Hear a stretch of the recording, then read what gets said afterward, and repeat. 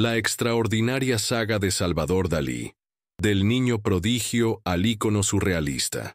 En aquel otoño tardío, buscaba refugio y musas en un pueblecito incrustado en el corazón de España, donde el tiempo parecía escurrirse más lentamente, como la savia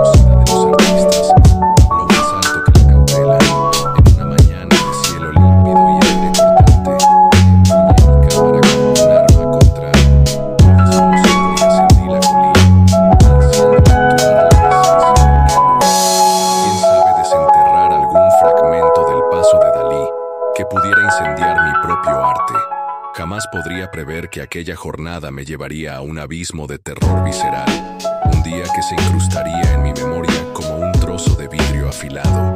El umbral de la puerta se dio bajo mis pies, con un gemido grave, liberando una bocanada de aire estancado que cargaba el aroma denso de madera carcomida y la humedad fría que impregna construcciones olvidadas.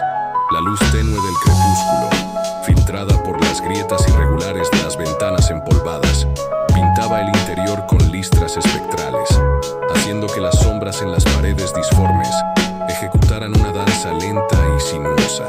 Cada paso que me atrevía a dar sobre el suelo crujió con una voz ronca y prolongada, casi una protesta orgánica, como si la propia estructura de la casa se resintiera de mi intrusión, como un animal salvaje perturbado en su sueño secular. Recorrí las habitaciones en silencio, el clic de mi cámara resonando en el vacío como un sollozo perdido, intentando capturar la atmósfera opresiva de aquel lugar. Fue entonces, sin embargo, que una percepción sutil comenzó a perturbarme. Las paredes, bajo la mirada periférica, parecían ondular con una lentitud casi imperceptible, como si una respiración suave e invisible las inflara y desinflara. Solté una risa nerviosa, atribuyendo la ilusión al cansancio o a la atmósfera cargada, pero la sensación persistía, un hormigueo inquietante en la espalda. En el piso superior, en una habitación polvorienta que exhalaba un abandono repentino, encontré los vestigios de una ocupación antigua, una cama con un colchón color pajizo, un espejo trizado reflejando fragmentos de la realidad y una dispersión de lienzos inacabados. Los trazos eran inconfundibles, garabatos frenéticos que evocaban el universo onírico de Dalí, relojes escurriendo como lágrimas de metal, figuras grotescas danzando en paisajes desolados. Y entonces, sobre una mesa carcomida, mis ojos se posaron en una fotografía descolorida por el tiempo, los bordes amarillentos y quebradizos. En el centro de la imagen, un grupo de rostros anónimos, pero uno de ellos, mi sangre se heló en las venas. Era yo, una copia carbón de mí mismo, con el mismo corte de pelo desaliñado, las mismas facciones angulosas, hasta la inclinación de la cabeza y la manera peculiar en que mis ojos entrecerrados encaraban la lente. Un escalofrío recorrió mi espina dorsal como una descarga eléctrica, y las palmas de mis manos se humedecieron instantáneamente, la cámara resbalando ligeramente en mi agarre. La razón gritaba por una explicación lógica, un fallo en mi memoria, un juego cualquier cosa que pudiera disipar la perturbadora semejanza, pero en el fondo de mi ser, una certeza fría y visceral se instalaba. Aquello iba más allá de una simple coincidencia genética. Abandoné la fotografía sobre la mesa, como si quemara mis dedos, y retrocedí de aquella habitación con una urgencia creciente. En el pasillo estrecho, la atmósfera se había metamorfoseado de forma sutil, pero innegable. El aire parecía más viscoso, casi palpable, presionando mis pulmones, y una tenue vibración recorría el suelo bajo mis pies. Un temblor rítmico y bajo que me daba la extraña sensación de estar sobre el dorso de una criatura dormida. Cada uno de mis pasos vacilantes resonaba de manera amplificada, un sonido hueco y espectral que parecía reverberar no en las paredes, sino dentro de un vacío profundo en el corazón de la casa. Alcancé la cima de la escalera y fue entonces que un sonido tenue, casi un soplo, rozó el aire detrás de mí. Una risa infantil, baja y gutural, desprovista de cualquier alegría, como el gorgoteo de agua sucia en un caño oxidado. Mi cuerpo entero se petrificó, cada músculo tenso, la sangre latiendo en mis sienes con la furia de un tambor. El latido descompasado de mi corazón resonaba, tan fuerte en mis oídos que ahogaba cualquier otro sonido. Con un esfuerzo casi físico, giré sobre los talones, el miedo estrangulando cualquier grito que pudiera surgir. El pasillo permanecía desierto, bañado en las sombras danzantes de la luz crepuscular. Intenté desesperadamente convencer a mi mente de que era un truco de mis nervios a flor de piel, una alucinación auditiva generada por el miedo creciente. Pero la nitidez de aquel sonido horripilante, su calidad innegablemente real, flotaba el aire como un espectro. Mis rodillas temblaban a cada escalón que descendía, la madera gastada de la escalera pareciendo resbaladiza bajo mis pies trémulos. Una fuerza invisible parecía tirar de mí hacia atrás, mientras una urgencia primitiva me impelía hacia afuera de aquella casa maldita. La nuca hormigueaba bajo el peso de una mirada invisible, la certeza punzante de que no estaba solo en aquel lugar volviéndose cada vez más opresiva. Al alcanzar el vestíbulo de entrada, mi sangre se heló de nuevo. La puerta principal, por donde había entrado momentos antes, estaba ahora completamente cerrada. Pero no era solo eso, parecía haberse integrado a la pared. Las líneas de separación antes visibles ahora indistintas, como si la madera y la mampostería se hubieran fundido en una superficie continua. La siniestra percepción de que la casa poseía una voluntad propia, que me estaba manipulando como un juguete macabro, apretó mi pecho, sofocando mi respiración. El pánico comenzó a nublar mis pensamientos mientras mis ojos barrían frenéticamente el ambiente en busca de cualquier otra abertura. Fue entonces que la vi. En el centro del salón principal, imponente y amenazadora, se erguía una tela enorme, un rectángulo de tejido estirado que juraría no estar allí cuando entré. La imagen pintada era innegablemente la fotografía que había encontrado en la habitación de arriba. Pero ahora, la figura con mi rostro era ampliada a proporciones grotescas, dominando la tela, sus rasgos familiares distorsionados por una proximidad invasiva. Los detalles eran aterradoramente nítidos. Cada imperfección de la piel, la sombra sutil bajo las pestañas, hasta el brillo fugaz e inquietante en el rabillo de los ojos. Y aquella sonrisa era la antítesis de cualquier alegría humana. Era ancha, forzada, revelando dientes finos y puntiagudos, e irradiaba una malicia fría y depredadora, una expresión que jamás reflejaría en un espejo, algo que parecía emanar de un lugar oscuro y primordial dentro de mí, pero que no era mío. Estaba paralizado ante aquella representación grotesca de mí mismo, la mente gritando en negación, pero el cuerpo clavado al suelo por el terror. Fue en ese instante que sentí un toque gélido y espectral rozar la parte posterior de mi cuello, como la caricia de dedos muertos. El reflejo fue inmediato y puramente instintivo. Grité y me giré bruscamente, el corazón latiendo como un pájaro enjaulado intentando escapar, pero no había nada. Allí solo el aire pesado y cargado de una presencia invisible.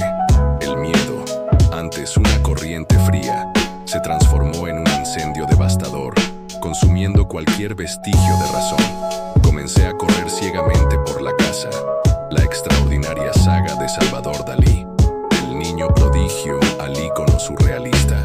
En aquel otoño tardío, buscaba refugio y musas en un pueblecito incrustado en el corazón de España, donde el tiempo parecía escurrirse más lentamente, como la savia resinosa de un pino antiguo.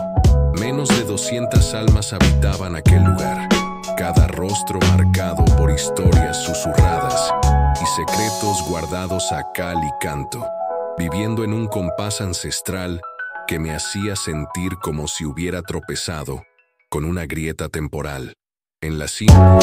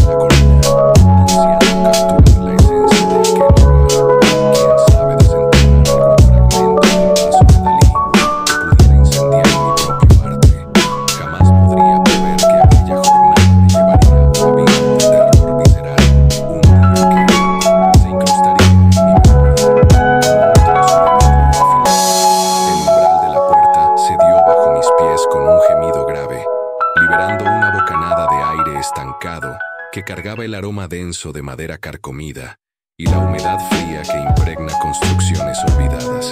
La luz tenue del crepúsculo, filtrada por las grietas irregulares de las ventanas empolvadas, pintaba el interior con listras espectrales, haciendo que las sombras en las paredes disformes ejecutaran una danza lenta y sinuosa. Cada paso que me atrevía a dar sobre el suelo crujió con una voz ronca y prolongada, casi una protesta orgánica, como si la propia estructura de la casa se resintiera de mi intrusión, como un animal salvaje perturbado en su sueño secular. Recorrí las habitaciones en silencio, el clic de mi cámara resonando en el vacío como un sollozo perdido, intentando capturar la atmósfera opresiva de aquel lugar. Fue entonces, sin embargo, que una percepción sutil comenzó a perturbarme. Las paredes, bajo la mirada periférica, parecían ondular con una lentitud casi imperceptible, como si una respiración suave e invisible las inflara y desinflara. Solté una risa nerviosa, atribuyendo la ilusión al cansancio o a la atmósfera cargada, pero la sensación persistía, un hormigueo inquietante en la espalda. En el piso superior, en una habitación polvorienta que exhalaba un abandono repentino, encontré los vestigios de una ocupación antigua. Una cama con un colchón color pajizo, un espejo trizado reflejando fragmentos de la realidad y una dispersión de lienzos inacabados. Los trazos eran inconfundibles, garabatos frenéticos que evocaban el universo onírico de Dalí, relojes escurriendo como lágrimas de metal, figuras grotescas danzando en paisajes desolados. Y entonces, sobre una mesa carcomida, mis ojos se posaron en una fotografía descolorida por el tiempo, los bordes amarillentos y quebradizos. En el centro de la imagen, un grupo de rostros anónimos, pero uno de ellos, mi sangre se heló en las venas. Era yo, una copia carbón de mí mismo, con el mismo corte de pelo desaliñado, las mismas facciones angulosas, hasta la inclinación de la cabeza y la manera peculiar en que mis ojos entrecerrados encaraban la lente. Un escalofrío recorrió mi espina dorsal como una descarga eléctrica, y las palmas de mis manos se humedecieron instantáneamente. La cámara resbaló ligeramente en mi agarre. La razón gritaba por una explicación lógica, un fallo en mi memoria, un juego de luces y sombras, cualquier cosa que pudiera disipar la perturbadora semejanza. Pero en el fondo de mi ser, una certeza fría y visceral se instalaba. Aquello iba más allá de una simple coincidencia genética. Abandoné la fotografía sobre la mesa, como si quemara mis dedos, y retrocedí de aquella habitación con una urgencia creciente. En el pasillo estrecho, la atmósfera se había metamorfoseado de forma sutil, pero innegable. El aire parecía más viscoso, casi palpable, presionando mis pulmones, y una tenue vibración recorría el suelo bajo mis pies. Un temblor rítmico y bajo que me daba la extraña sensación de estar sobre el dorso de una criatura dormida. Cada uno de mis pasos vacilantes resonaba de manera amplificada. Un sonido hueco y espectral que parecía reverberar no en las paredes, sino dentro de un vacío profundo en el corazón de la casa. Alcancé la cima de la escalera y fue entonces que un sonido tenue, casi un soplo, rozó el aire detrás de mí. Una risa infantil, baja y gutural, desprovista de cualquier alegría, como el gorgoteo de agua sucia en un caño oxidado. Mi cuerpo entero se petrificó, cada músculo tenso, la sangre latiendo en mis sienes con la furia de un tambor. El latido descompasado de mi corazón resonaba tan fuerte en mis oídos que ahogaba cualquier otro sonido.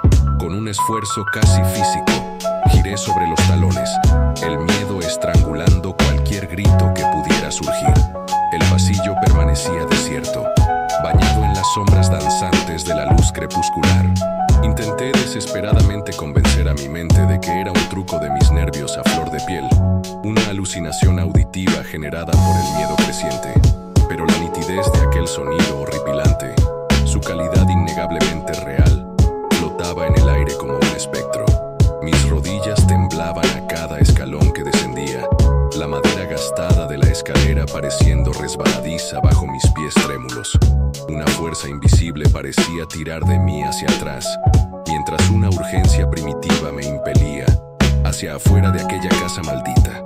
La nuca hormigueaba bajo el peso de una mirada invisible, la certeza punzante de que no estaba solo en aquel lugar, volviéndose cada vez más opresiva. Al alcanzar el vestíbulo de entrada, mi sangre se heló de nuevo. La puerta principal, por donde había entrado momentos antes, estaba ahora completamente cerrada. Pero no era solo eso, parecía haberse integrado a la pared. Las líneas de separación antes visibles ahora indistintas, como si la madera y la mampostería se hubieran fundido en una superficie continua. La siniestra percepción de que la casa poseía una voluntad propia, que me estaba manipulando como un juguete macabro, apretó mi pecho, sofocando mi respiración. El pánico comenzó a nublar mis pensamientos mientras mis ojos barrían frenéticamente el ambiente en busca de cualquier otra abertura. Fue entonces que la vi. En el centro del salón principal, imponente y amenazadora, se erguía una tela enorme, un rectángulo de tejido estirado, que juraría no estar allí cuando entré. La imagen pintada era innegablemente la fotografía que había encontrado en la habitación de arriba. Pero ahora, la figura con mi rostro era ampliada a proporciones grotescas, dominando la tela, sus rasgos familiares distorsionados por una proximidad invasiva. Los detalles eran aterradoramente nítidos, cada imperfección de la piel, la sombra sutil bajo las pestañas, hasta el brillo fugaz e inquietante en el rabillo de los ojos. Y aquella sonrisa era la antítesis de cualquier alegría humana. Era ancha, forzada, revelando dientes finos y puntiagudos, e irradiaba una malicia fría y depredadora, una expresión que jamás reflejaría en un espejo, algo que parecía emanar de un lugar oscuro y primordial dentro de mí, pero que no era mío. Estaba paralizado ante aquella representación grotesca de mí mismo, la mente gritando en negación, pero el cuerpo clavado al suelo por el terror. Fue en ese instante que sentí un toque gélido y espectral rozar la parte posterior de mi cuello, como la caricia de dedos muertos. El reflejo fue inmediato y puramente instintivo. Grité y me giré bruscamente.